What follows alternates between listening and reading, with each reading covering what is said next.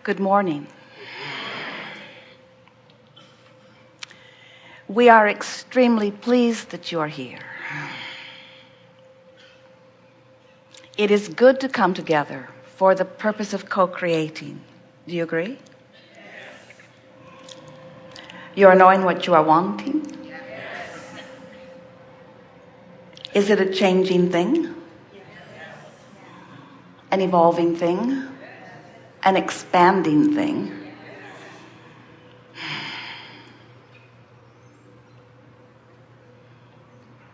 Do you believe that you are primarily a vibrational match to your own desire?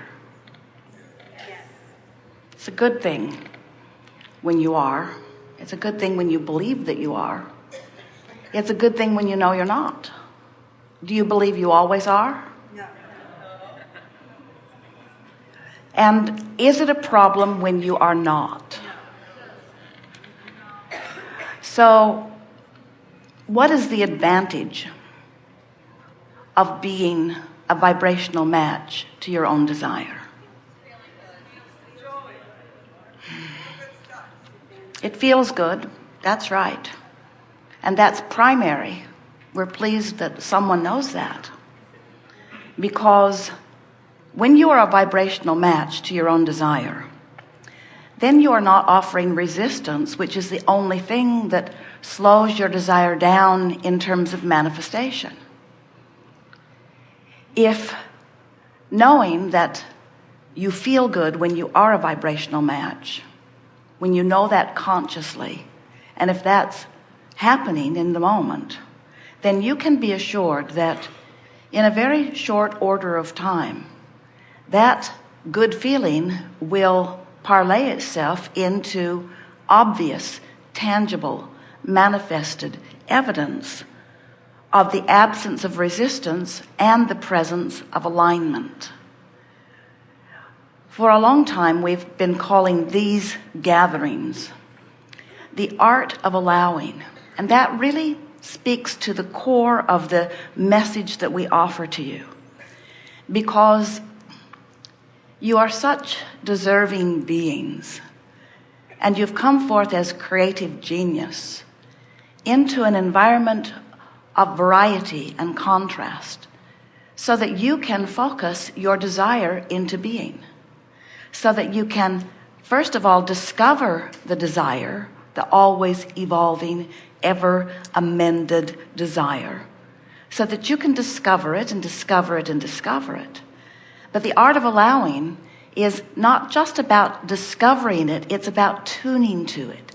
It's about becoming one with it. It's about focusing upon desire so purely that you get the thrill of that alignment.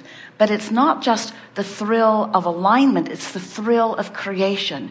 It's the thrill of directing the energy that creates worlds toward an object of attention that is important to you.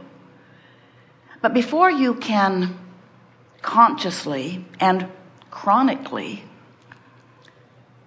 focus this powerful energy that creates worlds toward your personal objects of attention, you have to first feel worthy of doing it.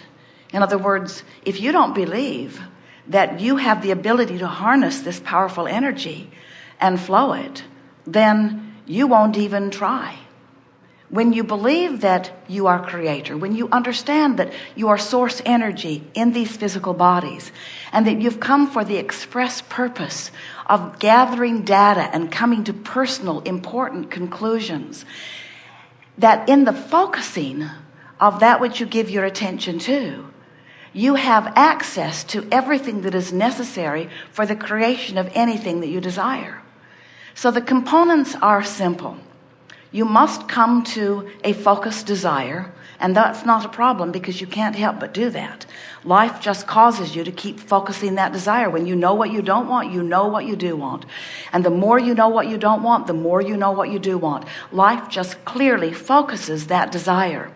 But that desire shoots out of you in sort of fits and starts. It shoots out of you in the middle of contrasting experiences. When you really know what you don't want, you really know what you do want, and you emanate a rocket that goes to the boundaries of this boundaryless universe, where the source within you receives the message, understands it fully, and holds that vibrational place that you have launched in your rocket. You usually, once you launch a rocket, are nowhere near a consistent frequency of it, because you're sort of wrapped up in the contrast that produced it. So you've got some of what you don't want, some of what you do want, some of what you don't want, some of what you do want. But here was this rocket of what you do want, and you're not usually, especially when you first launch that rocket, you're not a consistent vibrational match to it. That is your work. You must tune yourself to the frequency of your highest desires. You must tune yourself to the frequency of your highest good. Now, your inner being has already done that. Your inner being is tuned to the frequency of who you really are and all that you've asked for, and stands in what we are calling a vibrational reality. We call it your vortex of creation. Your inner being, the larger part of you, stands in that vibrational place, holding vibrational tone or frequency to what you have reached for, that most that you have become. And because your inner being holds that place marker, holds it until you offer another, and then holds that one until you offer another, and then holds that one until you offer another. Because the source within you holds those vibrational frequencies, you now have guidance that is reasonably felt and understood by you.